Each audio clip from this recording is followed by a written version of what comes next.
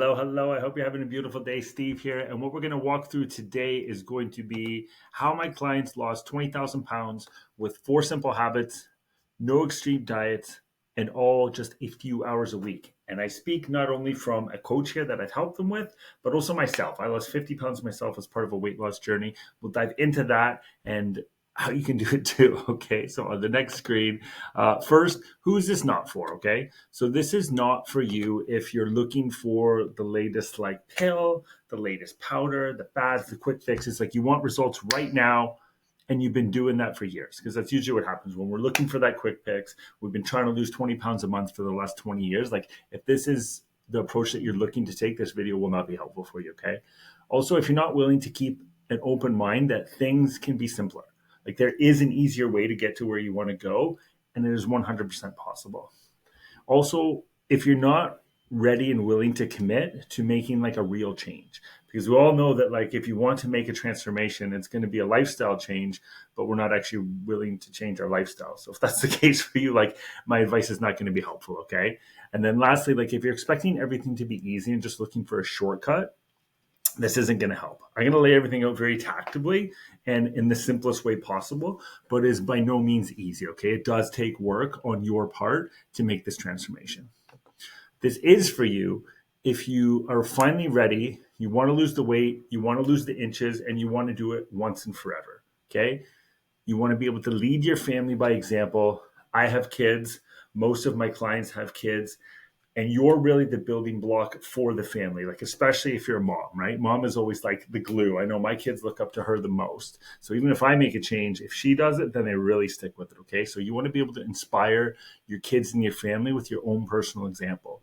And you're actually ready to do the work that's required to become that new version of yourself, the one that makes this a lifestyle change that actually sticks. Okay. And you're really, really committed to this being that the last time you ever have to lose weight, because weight loss is not easy.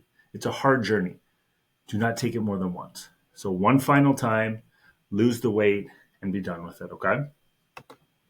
So this is kind of how things came to be. My background is actually in competitive kickboxing. So I fought for like 18 years all over the world. I used to be very skinny because I needed to be for my sport. I didn't really know what I was doing. And I took the knowledge that I had and I became a trainer. And then that's how kind of things started. But this is me pre-beard a long time ago. Okay. But the way that I used to do things, and especially with my clients, this wasn't just for me, but this was for my clients too. We just did more workouts and we made them longer. We ate less. We spent a lot of time prepping and measuring everything to the umpteenth gram. Super restrictive on food choices. I'm sure you've been here before too. Like, okay, cutting carbs. That's how I'm going to lose weight this time. And you really, like, this is the big thing. You just have to willpower yourself through it. And your plan will last as long as you can willpower yourself through it. As soon as that willpower is gone, you're done. Okay. And then, like, for myself, I was lean, but I was miserable. Like, I wasn't happy. So I could be at the weight I needed to be for my competitions, but like I hated getting there. A good example of this is I remember people would always ask me when I went to an event, are you training for a competition? If I said yes, they're like, oh, that sucks. Steve's not going to be any fun, because I literally couldn't be an entertaining human being and have a good time unless I was like eating and drinking with everyone else. I just didn't understand how. I was either 100% on or 100% off. And this actually led to what eventually happened to me is in my 30s, I got married, I had kids, I started like my own gym. So I had a business. Like there was a ton on my plate, and like this old way of doing things didn't work for me anymore because I just didn't have the time, and I didn't have the mental capacity to like be so fucking strict all the time, and it just stopped working. I actually gained 50 pounds. I got fat. You'll see. I'll show you in another screen. But I got fat, and I couldn't get my shit together for years. It took a really long time for me to understand what was going on and to come up with a new way to do things for myself. Okay, and this is also how I started doing things with my clients too. Okay. We needed to shift into doing short, effective workouts because we don't have all day to be in the gym anymore, by really focusing on hormone health and increasing your metabolism. It helps you to be able to eat more and still lose rather than just starving yourself down to the weight you want to be. Okay. Fueling your body, fueling my body with the right foods so that I felt full I felt satiated, and I was still able to burn body fat and be lean. And like, these are the big ones. Eat delicious food that you actually look forward to, because who wants to eat another Tupperware container of reheated chicken and rice that smells and tastes like shit? Like, I don't know about you, but that's not my idea of living my best life, because the whole point of this journey is it is supposed to add to the happiness and quality of your life. And if you absolutely hate what you're eating, your quality of life is going to be very, very low. Okay. So this is what happened for me. Okay, this was me, 50 pounds overweight, fat, miserable, not being able to get my shit together, not very inspiring for my family. And then after I really dialed things in, sorry, my pictures are not the clearest here, but I was never good at taking pictures because I never had to. So I suggest if you're on a weight loss journey, definitely take pictures for yourself. But this is me afterwards, right? I felt good, I felt happy, I was lean, but I enjoyed the process. Like, I actually liked how I felt when I was this size. I liked what I was eating. I liked how I was training. It worked with my life, and I was almost the happiest I'd ever been. So what does this actually look like? I call it the Forever Fit Blueprint, okay? This is what I use with my clients. And there's really 4 parts to it. The first is a lifestyle audit, and you need to get crystal clear on what's actually true for you. You need a plan that not only works and gets the result, but it has to work for you. You need to be able to enjoy it, or it's not going to be sustainable. Okay. So those are always the biggest 2 is, does it work and do you enjoy it? Those are questions you should always be asking yourself. Okay. I have the core 4. This is the actual 4 physical things that you can do to affect your weight, your body fat, how you look, how you feel. Okay. The nutrition. So like the actual amounts and the foods that you're eating. The movement, so the actual training program, whether it's weights, it's running, it's kickboxing, it's cardio, there's a lot of different ways to do it. Hydration, having the right amount of water so you actually stay hydrated. This is a huge one, and usually where everyone falls apart and they underestimate the amount of water that they actually need and how much they're actually drinking. So it's a big one. And then sleep. Sleep is huge.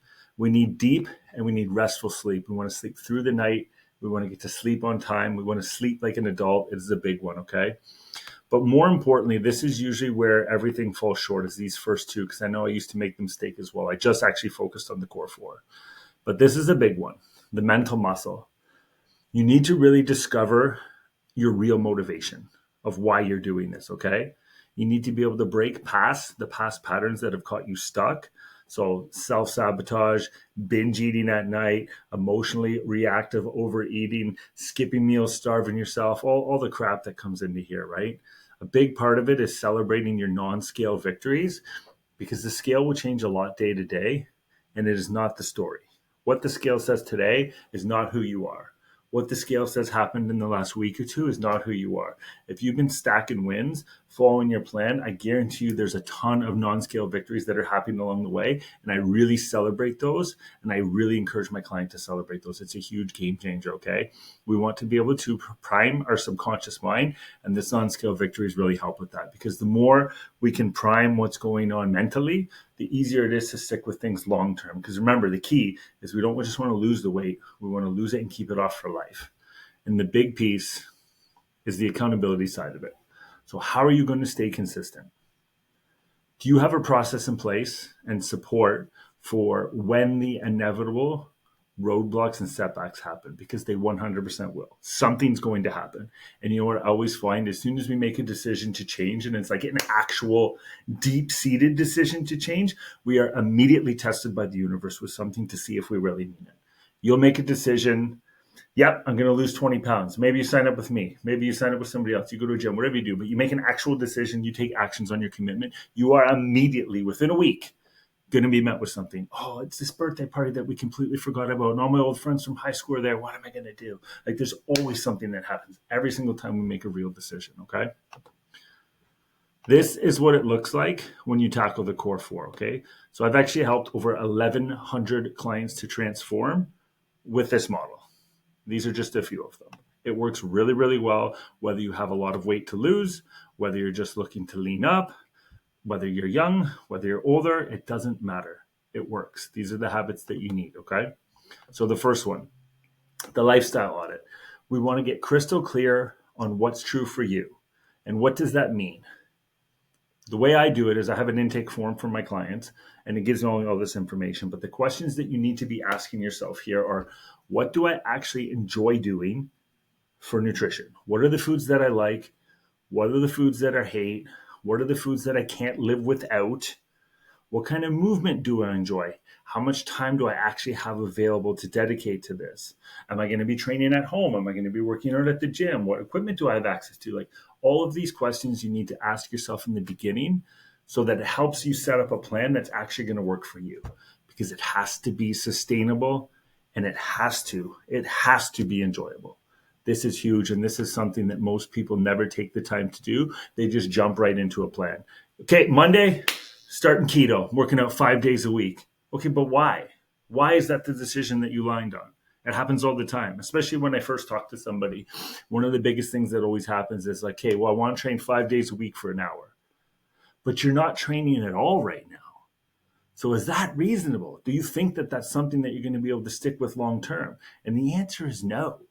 So what I always start with is 3 times a week for 30 minutes. Let's start with that. Let's build some consistency. Let's start stacking some wins, and then we can upgrade from there. Because it feels really good to plan 3 workouts for yourself and actually do them than to plan 5 or 6 workouts. You only end up getting in 4, and then you feel shitty and beat yourself up about it, even though it's more than you would have done otherwise. This is all a mental game. The tactical stuff, the core 4, that is the actual what to do. But the reason you're not doing it is the mental side of it. So everything that we do has to support the mental side, okay? I hope that makes sense. When it comes to the actual core 4, these are the 4 physical habits that we're doing. On the nutrition side, the actual foods and the amount of food that you're eating. One of the biggest things that I get my clients to do in the beginning is I give them a program that is very heavily geared towards having high amounts of food volume. So what that means is that you eat a lot of food, not necessarily a lot of calories. Because when you are full, it makes it a lot easier to stay on track. And usually one of the biggest complaints that I get is, this is too much food, Steve, I can't eat it, which is an amazing problem to have when we're on a weight loss journey, because we don't have to focus on all the foods that we're removing from our lives, because we're so focused on good, nourishing whole foods that we're just full. We're not even craving it, because a lot of the cravings will actually come from being undernourished on micro and macronutrients, right? If you're not eating the right things, you're going to get cravings. You don't need enough protein, and your blood sugar crashes, and you just don't have a proper plan set up for yourself. It really sabotages you, especially in the evenings when we have the most trouble with nutrition, okay? So we have to get the right nutrition plan set up. And same idea when it comes to the movement. I know I just touched on this, but you need to set up a plan that's actually going to work for your life. Because if you have a partner, you have kids, and you have a full-time job, and the kids have sports, there's a lot of fucking stuff going on in a day. You probably don't have time to train 2 hours a day like you used to.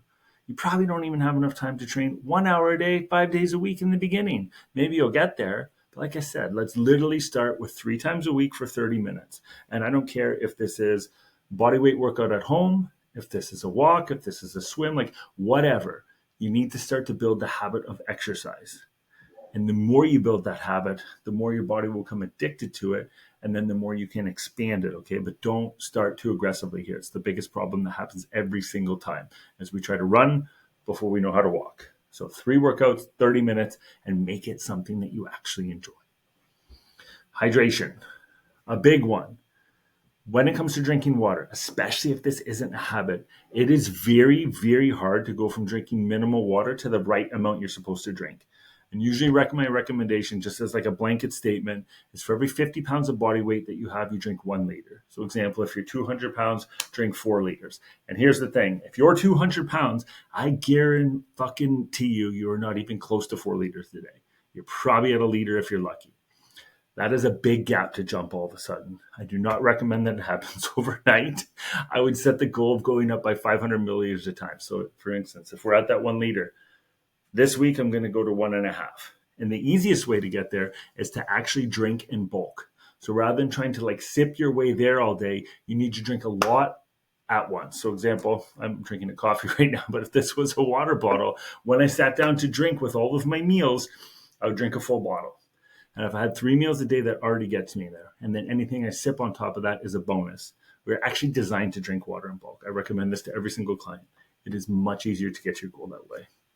And now when it comes to sleep, there's a lot that goes into it. It's beyond the scope of this video of all the things that you can do. But one of the easiest is to go to bed on time. Sleep like an adult and go to bed when you're supposed to. So if it's 10 o'clock, go to bed at 10. Don't sit there scrolling your phone all night. And this is also going to have a fringe benefit that when you go to bed earlier, you're going to eat less, because usually the bad food that you have is later in the night, and the later it goes, the worse the food gets. So go to sleep on time. You will do yourself a world of service, both on the nutrition front and how rested you're going to feel the next day, okay? The mental muscle. This is a huge one because we never take the time to dive into the emotional and mental health side of things. And this is 100% the thing that's keeping you stuck if you're not getting where to go. Because I can go on Google and I can Google weight loss plan. There's 10 billion hits. I can pick any of those plans. And here's the thing, every plan works. That's why there's people that lose weight with being a vegan and a vegetarian and keto and carnivore and fish oil. Like, you name the diet, there's people that lost weight on it, okay? Because it just so happened to work for them. But the reason that you can't be consistent is you have to have the right plan. But more importantly, if you're not diving into the things that are sabotaging you, they're going to keep happening. And we never take the time to focus on this because it's much easier to just focus on getting in another workout than to start to peel back the layers of why you're actually sabotaging yourself. And one of those is discovering what your real motivation is. One of the exercises that I give all of my clients in the beginning is to discover the real why. Why are they actually doing this? And using myself as an example, my why used to be that I wanted to be a kickboxing champion. Like, that's all I cared about. That's why I started becoming a trainer, so I could spend more time in the gym. I put 100% of my focus beyond anything into becoming a champion. And I did, and it worked. Awesome. But what happened is, as I started to have a family, I still tried to use that same motivation to push myself, but it didn't matter to me anymore. I was doing it just because I was used to it, but I didn't actually care about being a champion anymore. So I was trying to willpower myself through my old way of doing things, and I was miserable along the way, and it all fell apart on me because I had the wrong why. But when I came back to my journey the second time, and I lost the 50 pounds like you saw in the video, my why became wanting to be an inspiration to my children. I wanted to show them that you can do anything. So I literally dusted myself off, lost 50 pounds, requalified to join the national kickboxing team, and went to the world championships. And I had the best time of my life training for it because I wasn't focused on winning. I wasn't focused on being a champion. I was focused on who I could become as an example to my kids. It was so much more inspiring for me. And that's why I was actually able to do it that time. So you need to get really crystal clear on your why, and it has to actually matter.